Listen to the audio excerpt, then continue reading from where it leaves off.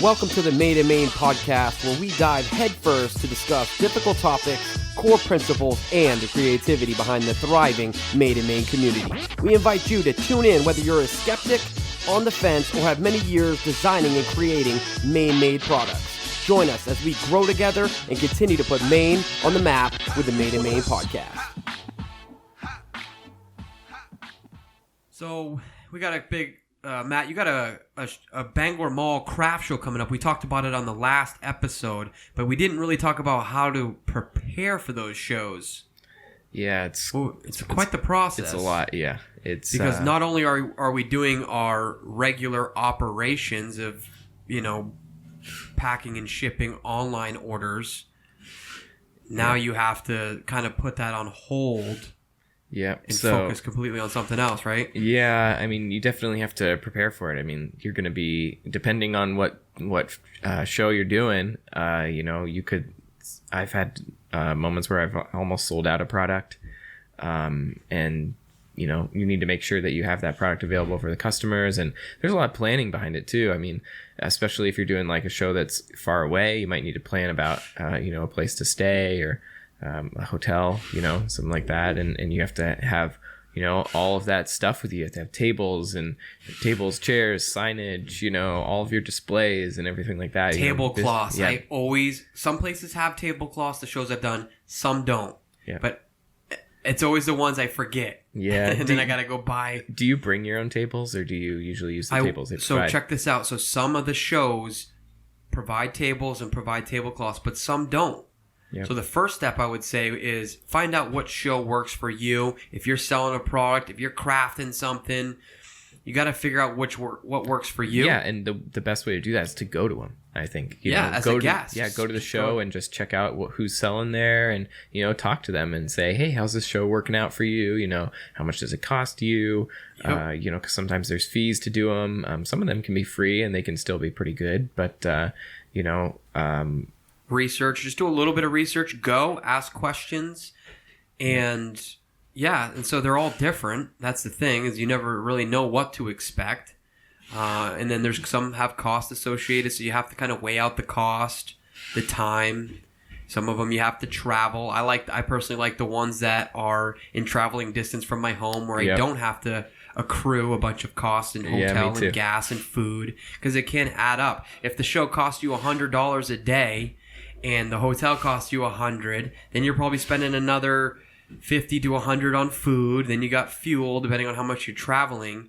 You could easily be $400 or $500, maybe even more, tied up to $1,000, tied up into a 2-day show that you may not even sell enough products or services to account for that. So it may not be worth it. Sure. And, one of the ways I've tried to counter that cost versus, trying to sell the product right there is trying to acquire customers long term. Me too. Through that, like getting an email list and getting people to sign up for it, and, just handing out as many business cards as I can. Every person that's coming by, I'm saying, hey, you want a business card? Would you like a business card? And sometimes you're going to get turned down, but then there's other people who stop and because you're actually talking to them, they're going to stop at your booth and see what you're doing. And, maybe those people will end up becoming customers that are going to come back, and it might not be right away, but maybe they'll be thinking about you in the future, when they're thinking about, I want a gift for someone, oh yeah, I saw that box of Maine at this, at the Harvest Festival in Bangor.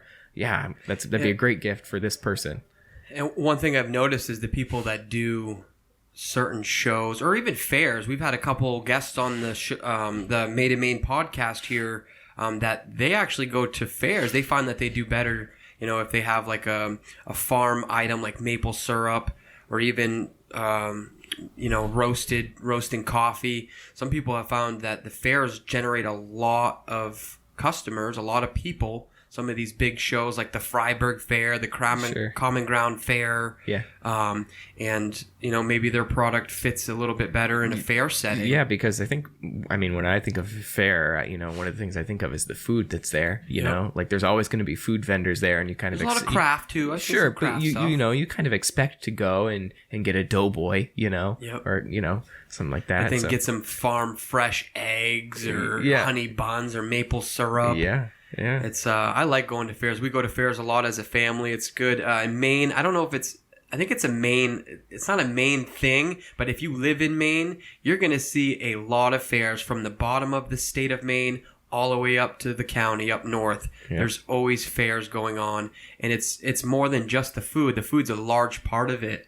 It's really just a tradition, and you see so much history at these fairs, the entertainment.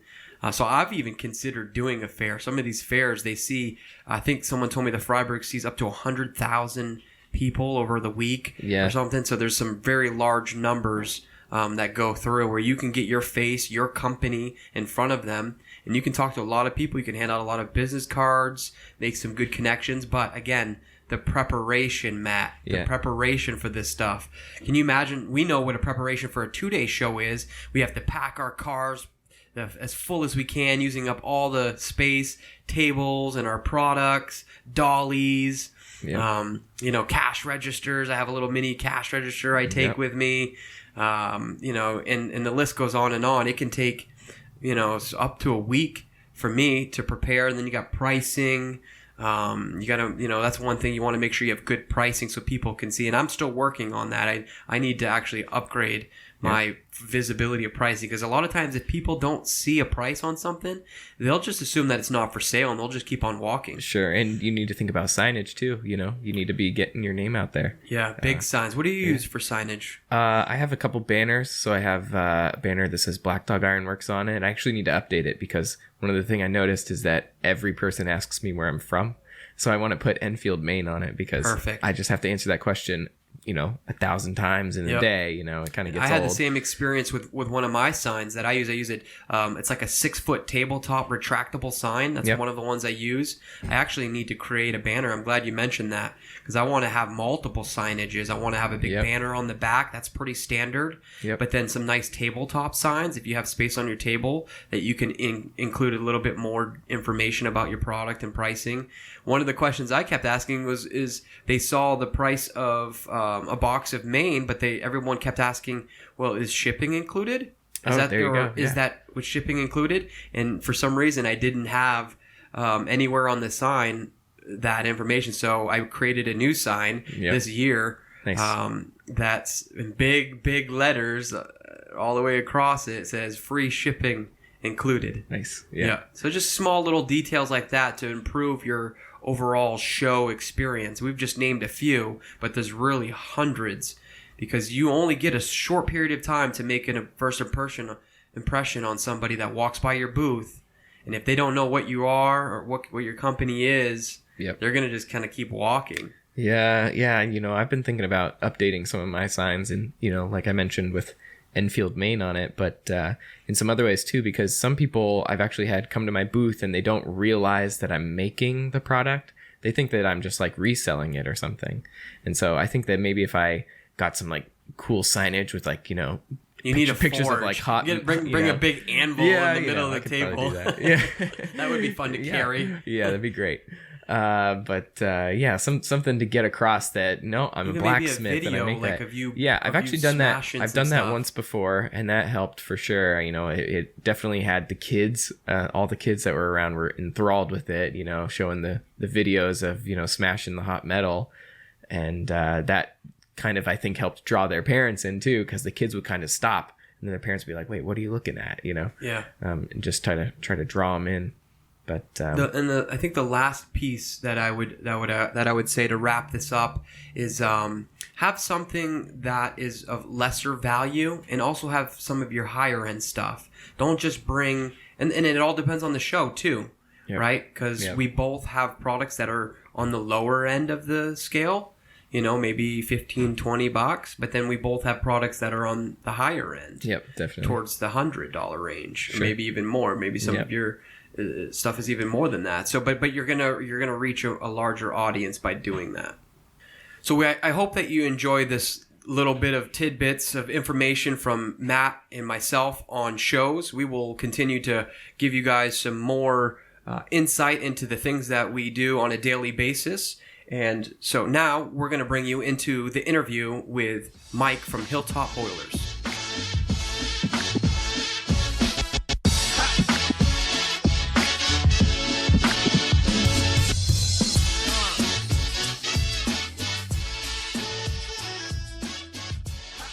On this episode of Made in Maine podcast, episode 4, we have Mike from Hilltop Boilers. Mike is nestled into southern Maine, the town of Newfield, just 2 hours from Boston, about 45 minutes from Portland, Maine.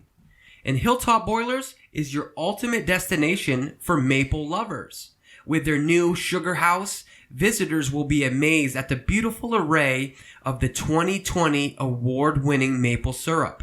Tempt your taste buds and learn how maple syrup is made while exploring the old country roads on your way to the farm. You can indulge in a maple whoopie pie or a piece of creamy maple fudge and savor your memories to take home a real treat of maple syrup in your choice of plastic, glass, and tin containers. As best of show winners by the Maine Maple Producers Association, Hilltop Boilers are confident that you will love their maple products. They're open every Saturday from 10 to 4, and don't forget to visit them on Maine Maple Weekend, March 21st to the 22nd. All right, Mike, we're going to jump right into it. So thank you so much for being on the Made in Maine podcast, episode 3. No, this is 4. This is 4? Yeah. There you go. Well, Mike, That went fast. Yeah. Mike, thanks so much for joining us on the Made in Maine podcast, episode 4. We are joined by Mike from Hilltop Boilers. Where are you out of, Mike? Our Hilltop Boilers Maple Syrup is located in Newfield. It's right on the New Hampshire border. So it's certainly in the southern part of the state of Maine. We're about 2 hours from Boston, about 45 minutes from Portland. Right on the New Hampshire border, halfway between like Sanford and Freiburg. Excellent. And so you guys got plenty of maple trees down there, I'm guessing, right? Is that where the maple trees are tapped, or do you have to travel to them? Our trees are tapped in Newfield and in Limerick, so we're not traveling far.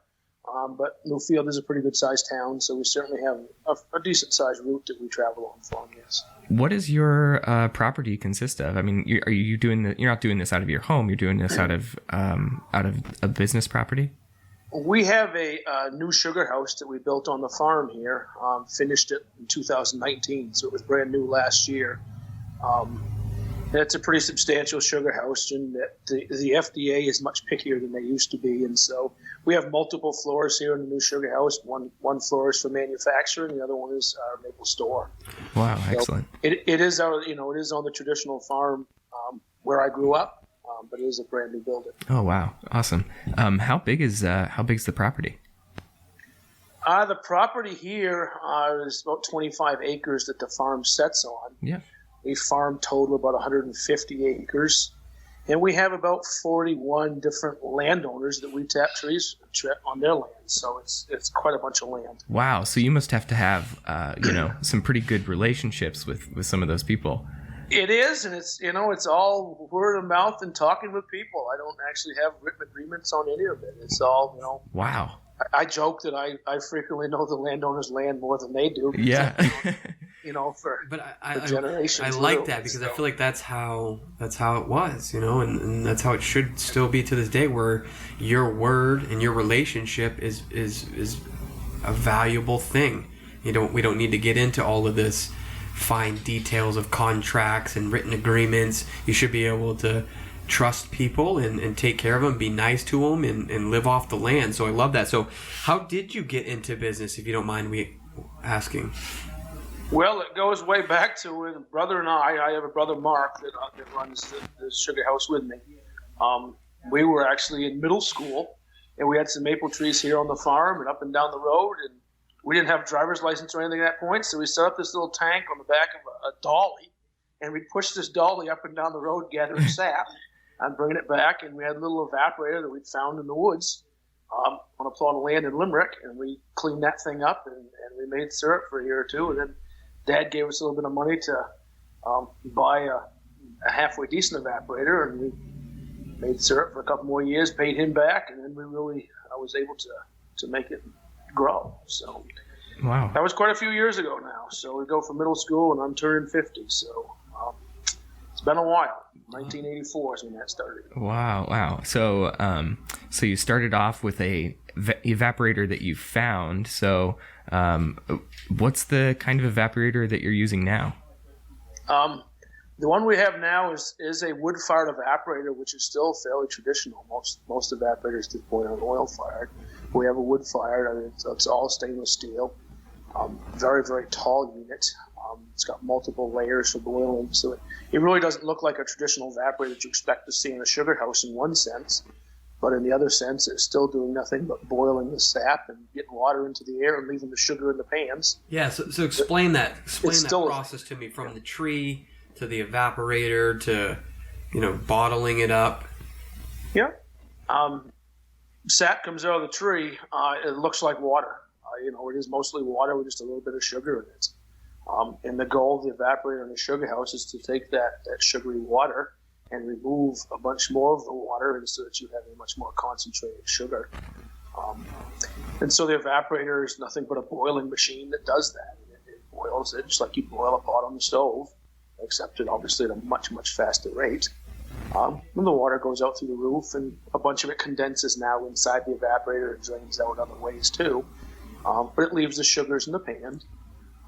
And when you've boiled enough water out, you have maple syrup. Is that like a really fine-tuned process, or do you just put it in, it just gets pulled from the trees, goes right into the evaporator and does its own thing, or do you have to tweak it, different temperatures, different lengths of time? It certainly has to be tweaked every hour or so, in that we have a computer actually that runs the evaporator at this point, controls when the syrup is done and is off based on barometric pressure. Wow.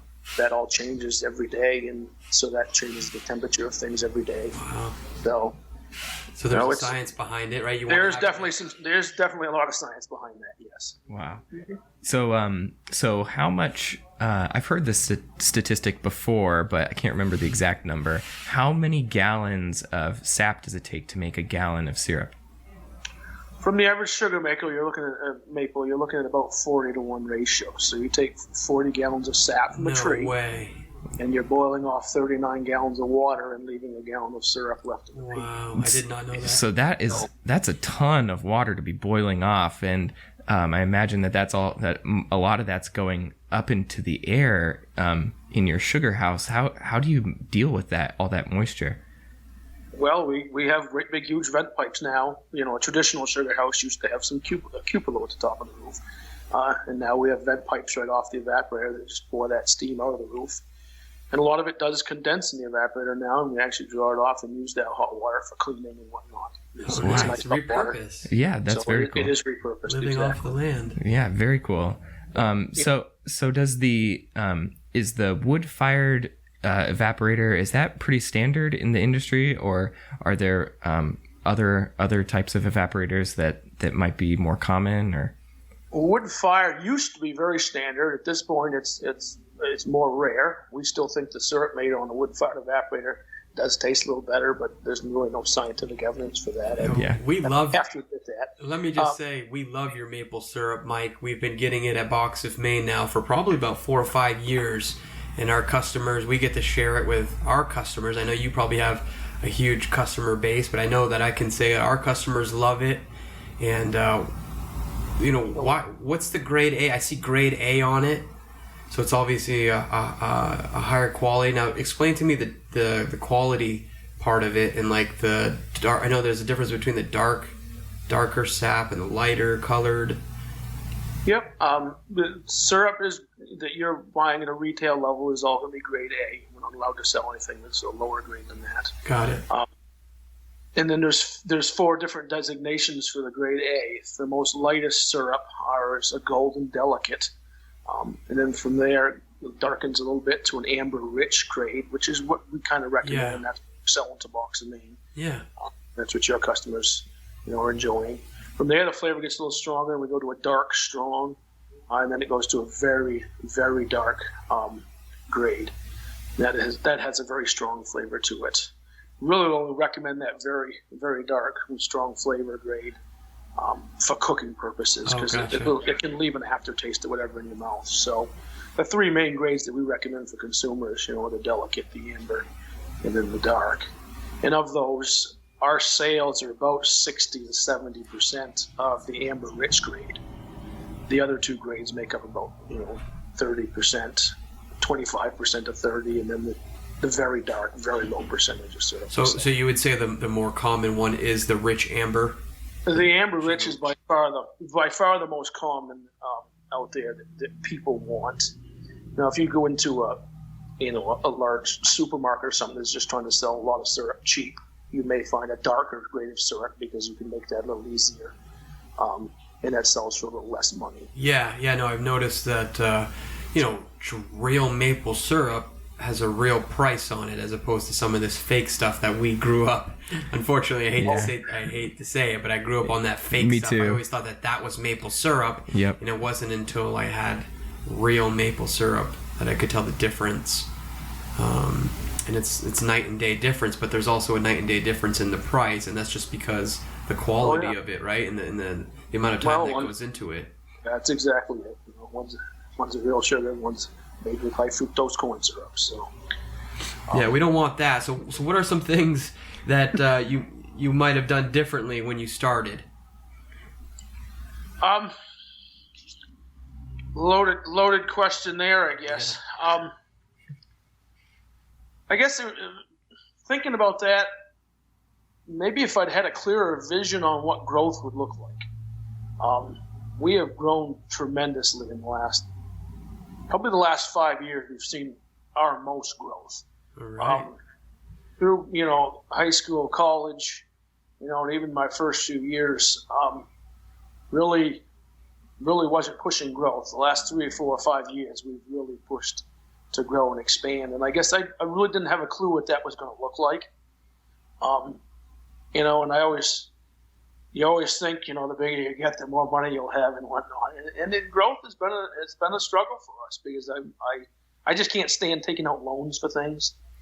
And growing costs money, and it's just, you have to have some capital up front. And boy, it's been a challenge. And to build an entirely new sugar house in 2018 and 19, and we've just set up a whole brand new sugar bush.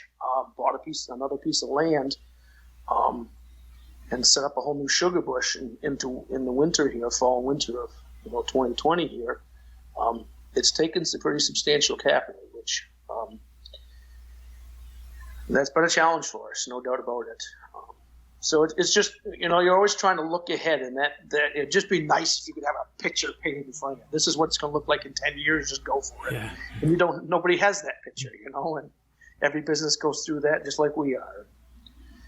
Same with product development. We really are working to develop new products. We came on board with a maple lip balm. It's just been a phenomenal product. We just came online a couple weeks ago with a new maple mustard.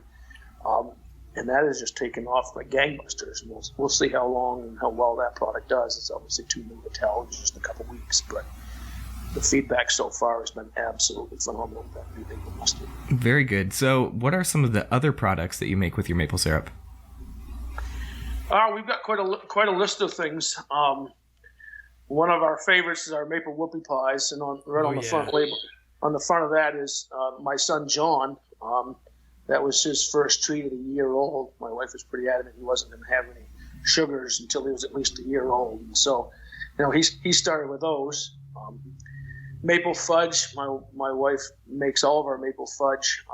Jen just does a phenomenal job with that, and it just wonderful maple fudge. We stole my mom's baked bean recipe, so we make these baked bean kits. Really cool kits. People make their own baked beans with. Those are pretty darn good. I know that my dad has been getting into the baking beans. He's got the old clay pot or whatever it is, and he tells me he puts maple syrup in it. It's his secret ingredient. I don't think it's a secret ingredient. I think it's a long history of people baking the beans and putting the maple syrup in it.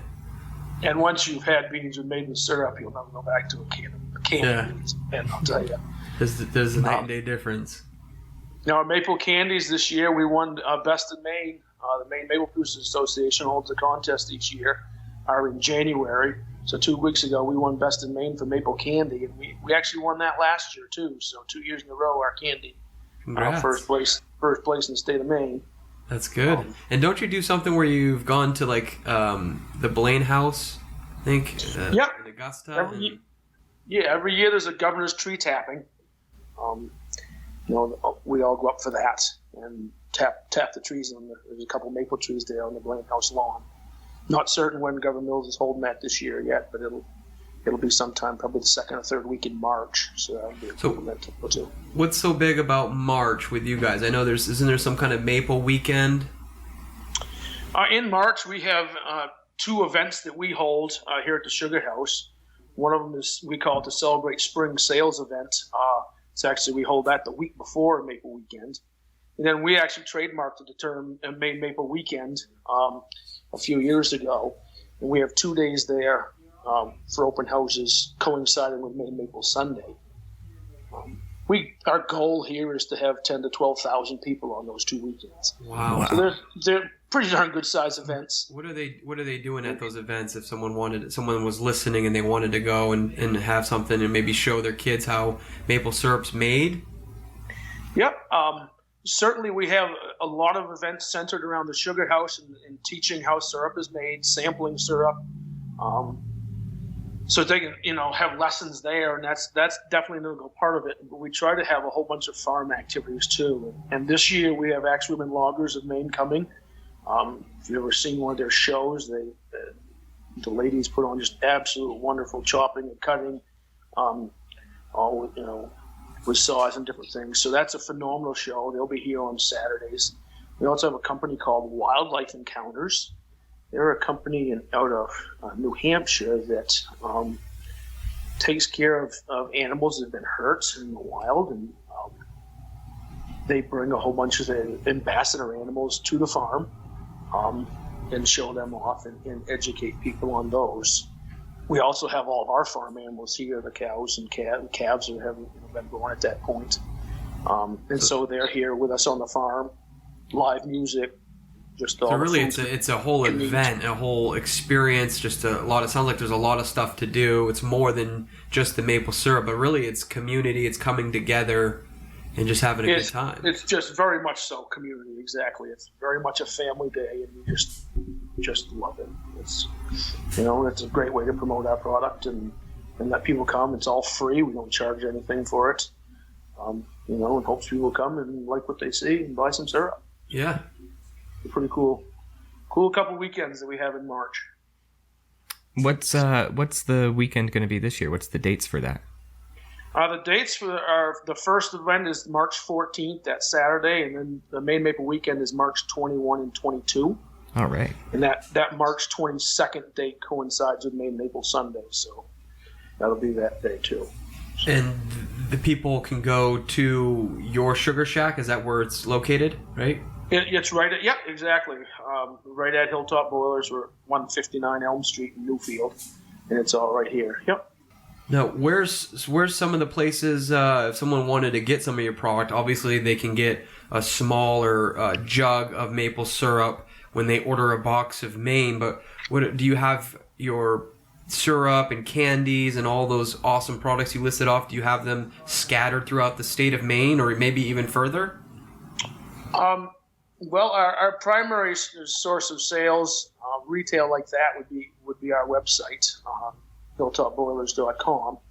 We do offer free shipping over $50 on that, and under $50, it's just a $4.95 flat rate. So very reasonable prices on there that people find. That has seen tremendous growth in the last 3 years, and we're still scratching our head here in January. January growth on that website was up over 200% from January of last year. Wow. Good job, Mike. Wow. You weren't kidding. Well, the problem is we don't know why totally. We're still trying to figure out. Maybe I have a small part in it. I probably can't take all the credit, Well, I gotta think I push a little bit. I gotta give you a little bit, that's for sure, because I'll tell you, you sold an awful lot of those little bottles come Christmas time. You did very well. Thank you. So, Christmas tree shops, another place we certainly have syrup in there. Not a full line of it. They have just a short list of products that they sell in there. And then, in southern Maine here, there's a few other small stores, but really the website is the place to go for that. So do you sell on any other platforms other than your website? Like, do you sell on like Amazon or anything like that? We have one company that buys our product wholesale, and then they sell it on Amazon.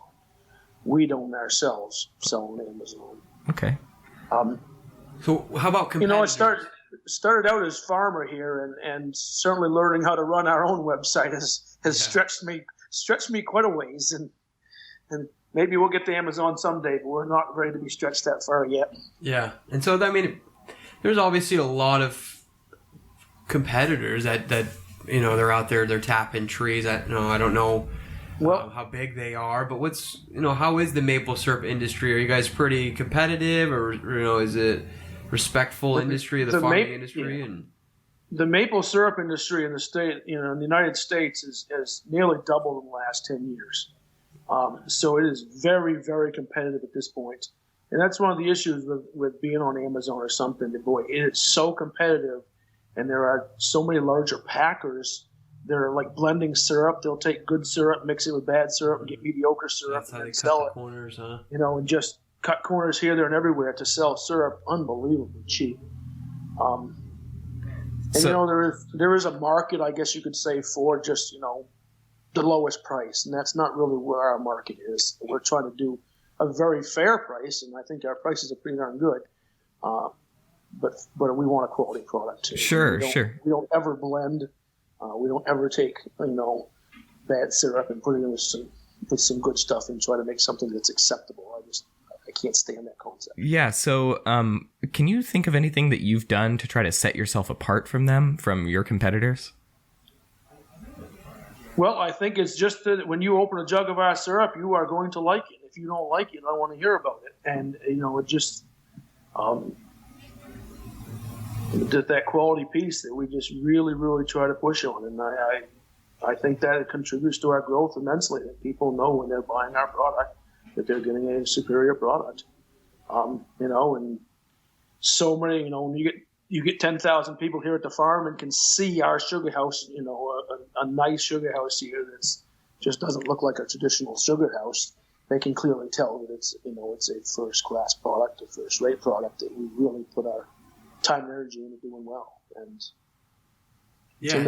I can even play to the fact that having been in business with you, Mike, for 4 or 5 years, the customer service and has been phenomenal. You guys are very down to earth people, and you can definitely tell like the speed of service. And anytime I'm ready to place an order, you always have my order ready in a timely manner. And I'm placing some pretty large orders, right? There was times where I was placing like 1,000 jugs or something, and all of them were great. And even if we did have any hiccups, you take care of it. So I think that's something that hopefully other people get to experience as well. That I see set you apart when I'm looking for maple syrup producers.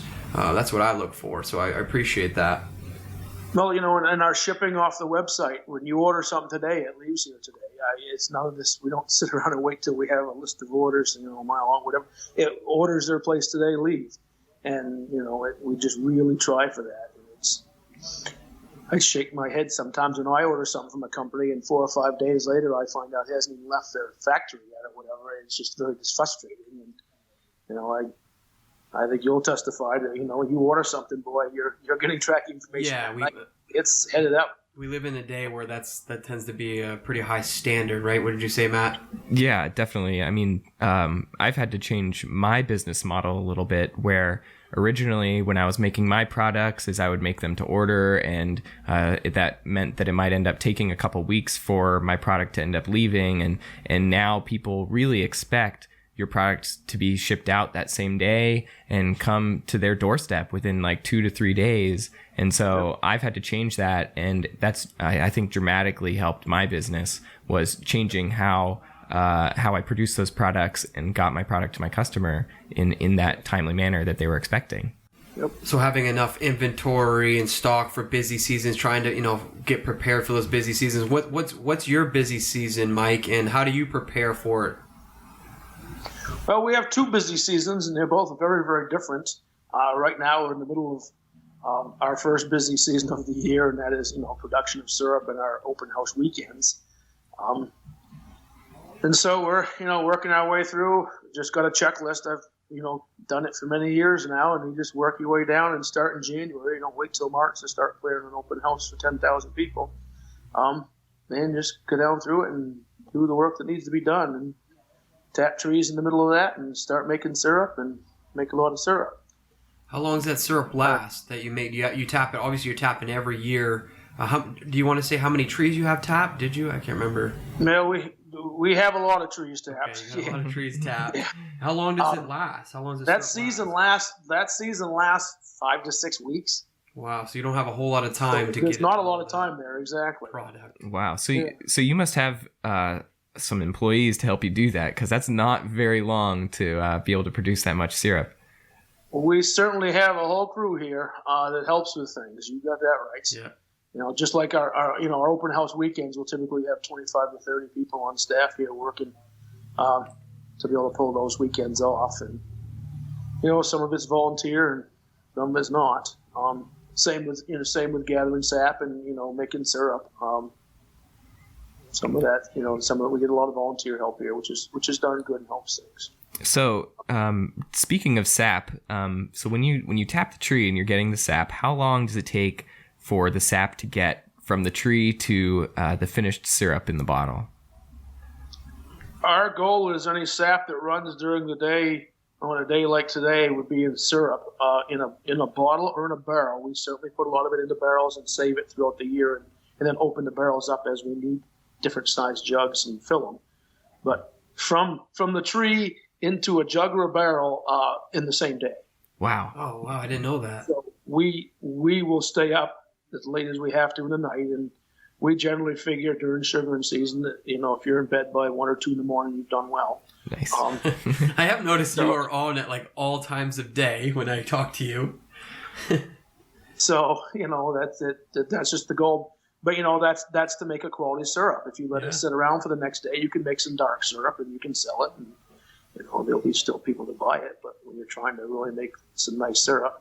So does it last a long time? I don't know. Like the syrup? Yeah. Once it's sealed in a barrel as syrup, it certainly lasts. The shelf life that is considerable length of time. Yeah. We don't try to put it in plastic jugs for a long time because it'll start oxygen permeates through the jug, and it'll start to darken.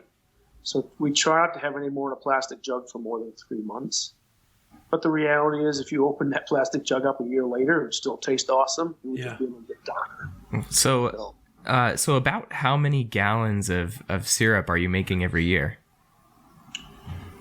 We're processing here roughly 5,000 gallons of syrup. Each year, it's very dependent on the weather, but it's... So that's a lot of sap that you've had to collect. How do you handle all of that? Like, how do you get the sap from the tree to the evaporator? Like, that just seems like a ton of work. Well, certainly, it is a ton of work. We'll have 3 trucks on the road hauling sap, on a given afternoon. We've got tractors in the woods bringing back sap. It's a ton of work, but we do it, we survive, and we smile. Yeah, I just keep on going. And this, you said it's like the sugar. Is there some beneficial properties in it? Certainly, syrup has lots of different nutrients in it that are very good for you. So very similar to the list of nutrients that are in blueberries. And obviously, the sugars that are in there are a much healthier sugar for you than a white cane sugar too. So there is certainly plenty of benefits of having the real maple syrup over a fructose product. So yeah. So how do you get the word out about your business? Do you do any like fairs or trade shows or any in-person things like that? We certainly try to get our word out through some fairs. We're at Freiburg Fair. We have an association booth there with different producers. And so we're in there. Cumberland Fair, same deal there. There's an association booth with different producers that are in there. So the fairs are a piece of it. We do some radio and television advertising. Especially in the month of March, you'll see a fair amount of that. Facebook. My wife is just awesome on Facebook, and I'm the weirdo in the world that doesn't do much on Facebook. No. I know how to answer emails, but I don't do a whole lot of posting on Facebook. But she's just phenomenal on Facebook, and I'll tell you, that's just a huge push at this point. People like you do a wonderful job getting our name out there in front of people. And the other piece that we really haven't discussed much is we're in quite a few different restaurants, and most of those restaurants have something for signage that people are coming and enjoying the syrup there and getting the word out too. So sure. What are some of those restaurants? Couple in Portland, a couple biggies in Portland, like Becky's Diner. So if I go into Becky's Diner, I sit down, I order pancakes and maple syrup, I can get some Hilltop Boilers syrup? You sure can. Oh, nice. I'm going to Becky's. Miss Portland Diner, that's all they serve there is our syrup. Becky's, you have the option. Sure. Miss Portland, it's just straight up our syrup, and that's it.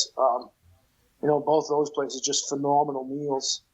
I love going in. We sell syrup. Joseph's by the Sea in Old Orchard Beach. If you've ever been to that restaurant, very classy restaurant.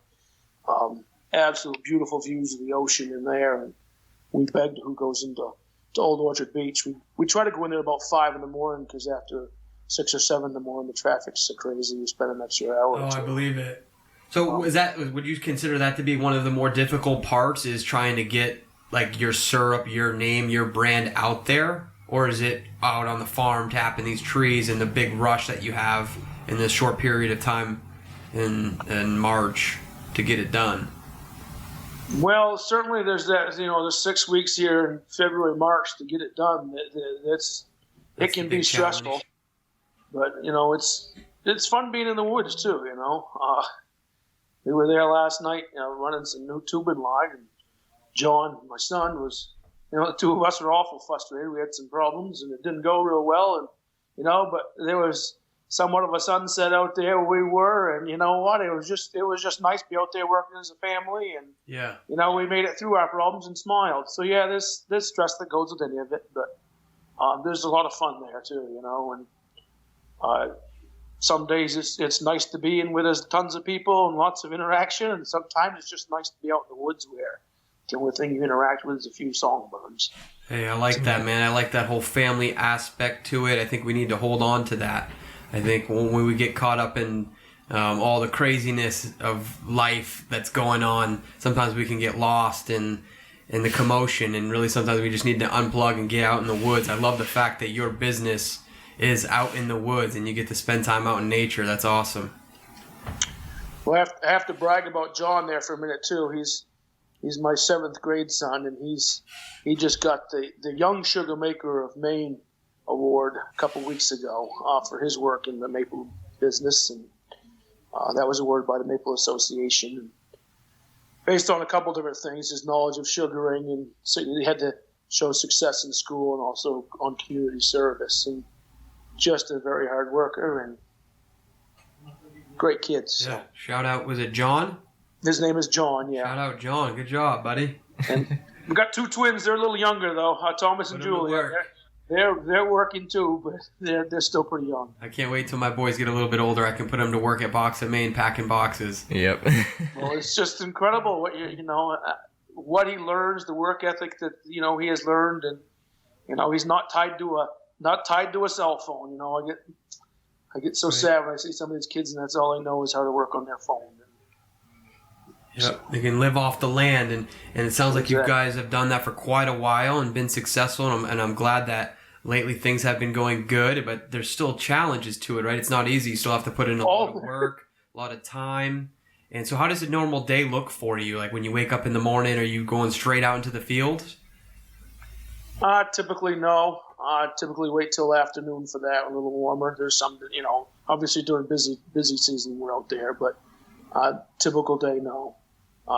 It's more of the marketing piece and packaging of syrup and whatnot. You guys do all that packaging? I don't know if there house? We actually have a separate packaging area Sure. Located at our house. Our house doesn't look like a normal house. It's more like an airplane hangar is what the neighbors call it. Yeah. There's a house on one end, and then there's a whole packaging facility and warehouse space on the other end of it. So yeah, that's down the road just a piece from there. But every day is just so different. It's hard to even say what a typical day looks like. So. Yeah, no, I completely agree with you on that. I try to create a schedule, and today's a great example of how just things just went different, and you just kind of got to roll with it. There's 3 months in the summer that hay is the main push, not syrup. We certainly are shipping syrup every day throughout the summer, but there's no production or anything, and so it's all hay, and so everything centers around hay for 3 months. So it's. But you know what? You live by the seasons, and you learn to love the seasons. You love the change of the seasons. And about the time when you're getting burnt out from one season in Maine, you flip to another one and start something different. Raking some blueberries. Exactly. Yeah. So I've done a little bit of syruping before. I've tapped some maples that are on my property and made some syrup, and it's definitely a lot of hard work. But doing that, I also did a little bit of research, and you can tap other kinds of trees as well, right? Well, you certainly can tap other types of maples, other than sugar maples. The sugar content won't be quite as good. If you go to another species of tree, there's certainly plenty of people out there that will tap like a birch tree and get birch syrup. Nothing against those people, but I'll tell you, if you've ever had birch syrup, there's about 1% of the population that can stand even what is drink. Is it bitter or not as sweet? It is just bitter, beyond bitter. There's like I say, about 1% of the population that likes it, but I'll tell you, I'm not one of the 1%. Wow, not a fan, huh? Right. Now there's a few sugar houses out there that have tried it, because the birch season is after the maple season. Okay. So basically it's the same evaporator, same concept. You get done using making maple syrup, go to birch syrup for a few weeks, but I'll tell you.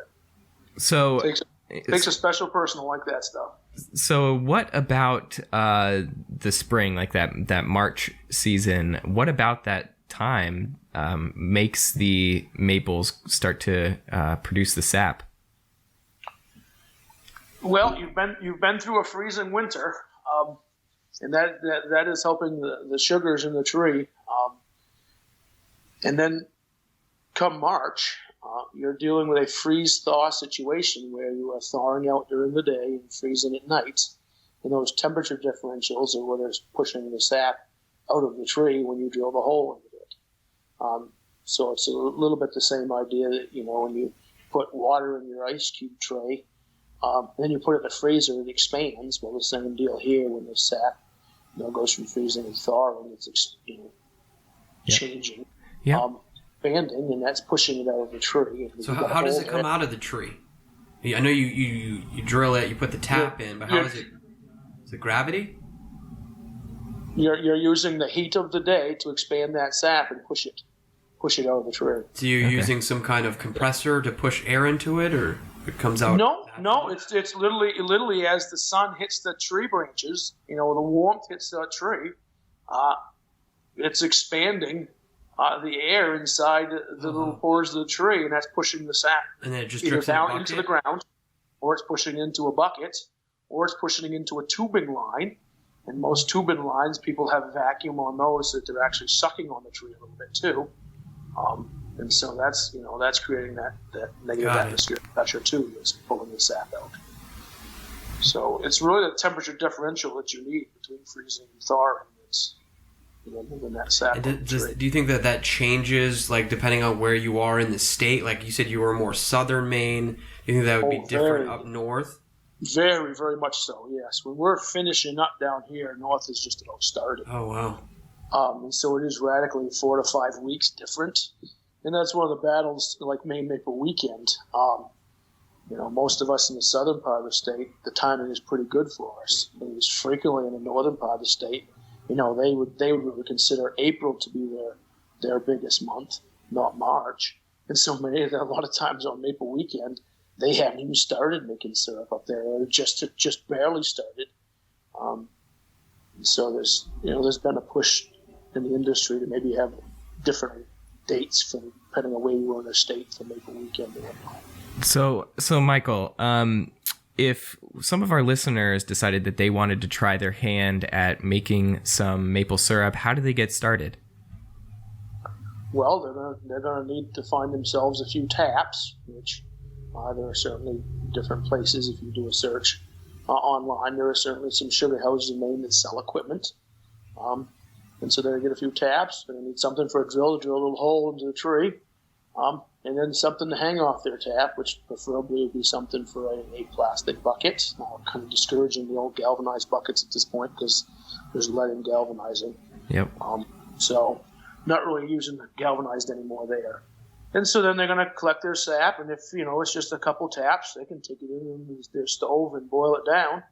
And if it's more than that, maybe they get themselves a little turkey pot that they're going to have outside for cooking turkeys in with a propane burner underneath it, or there's some pretty reasonable prices on small evaporators. Yeah. There's a guy in Porter, Bill Mason, that's all he does for a living in Maine. Wow. Makes little miniature evaporators, and he's done that for as long as I remember, and there's still just a huge demand for those. But you do have to remember in the back of your head that it is that 40-to-1 ratio. So you just got to do an awful lot of boiling. I think that's the common misconception, would you say, Mike, is that it really takes a lot more than probably what people would think to get, Well, that's it. Using your electric stove or even propane, burner outside, it's probably going to use more energy. It's going to cost you more energy than if you just came to the sugar house and bought the syrup.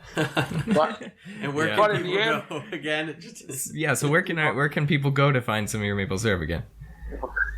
So, online's their best choice. Okay. So Hilltop Boilers. Hilltopboilers.com. And you guys are on Facebook and you're on Instagram? We are on Instagram. Most of the traffic we see though is from Facebook, not Instagram. But yeah, we are on Instagram. So, do you have this will be probably one of our last questions. Do you have any plans for the future? Certainly, we're working on a couple new ideas right now. Where are we headed with those? I'm not certain. We've got a few products. I talked with a company today. We're looking at something big and new, but I'm not really yet to disclose that. Sure, that's fine. But we're certainly working on promoting that maple mustard, where that just come out.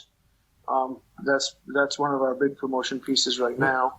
I have a question, Mike, I didn't ask that I typically ask is packaging goes. I know what your smaller jug of maple syrup looks like, but what other type? Because I've seen maple syrup come in a variety of different packaging and sizes. So what's the standard and what kind of sizes do you guys have? Well, one of the things that you'll see on our website is we offer from the little 100 ml jug that you're familiar with, all the way up through to a gallon jug, and we offer that in all the different grades, which most sugar houses, if you go online, might just you will buy amber, you will buy this particular grade. So we have the full grade line there with all those different sizes of plastic jugs. There's about 30 different glass bottles, different styles of glass bottles. That we sell as well. Wow. Some of them are exclusive to us. Don't you have like a 200-year? Our big one right now is we call it the Celebrate Maine bottle. It's the bottle I designed with Governor LePage. That's got the Maine State Seal on it, and to use the Maine State Seal anywhere, you have to have written permission from the governor. And so we have that. That bottle is specially printed up for us. And people can get that on your website. That's all on the website. Excellent. We get a fair amount of traffic from the Maine200.com. I think it's a .com or .org website as well that comes, looking for that. And we've got a bunch of other bottles too, specific for us. And we do the same for businesses. We've got a list of businesses that we print a specific bottle for their business, so that they can use. Well, maybe I'll need to be talking to you about that, Mike. So thank you so much. We're coming to the end here. I want to thank you for coming on the Made in Maine podcast with me and my co-host Matt Foster from Black Dog Ironworks. I sure appreciate you having us. It's been fun. Thanks for coming on, and hopefully you'll be hearing from me soon. I should be placing another order soon. There you go. Awesome. Thank you, and I hope that you have a good Maple weekend. So just to recap again, Maine Maple Weekend is March 21st and 22nd. And what are the hours? We're open here 9 to 4. Different sugar houses, different times, but 9 to 4 here. Great. Excellent. Thanks so much. Thanks, Appreciate Mike. it. Yeah. Hey, thank you guys. Been a pleasure. Bye. Take care. Bye-bye. If you enjoyed this episode of the Made in Maine podcast, then please consider supporting us through Patreon. Patreon is a great way for our listeners to support the podcast by donating a couple of bucks for each episode that we put out. This podcast has not been free to produce. From the equipment that we need to record these episodes to the fees that we pay to host the podcast, it does cost us some money. Any amount of support that you can give would be greatly appreciated. Right now, there are 3 tiers that you can choose from, and some of the donor tiers come along with some benefits, so head on over to our Patreon page at patreon.com/madeinmainepodcast to learn more. You can also help us put Maine on the map by sharing this episode on social media sites like Facebook, or with anyone you think might be interested in our content. Another way you can support us is by leaving us a review, either on the podcast app that you're listening on or on our Facebook page. If you leave us a creative review, we may even share it on the next episode. You can find the Made in Maine podcast on Facebook at facebook.com/madeinmainepodcast. You can also find each episode on podcast platforms like Podbean, TuneIn Radio, and Google Play. Like I mentioned on the last episode, we are working on getting listed on iTunes, so keep an eye out for the Made in Maine podcast if you use iTunes for your podcast listening. Thank you for listening and helping us put Maine on the map.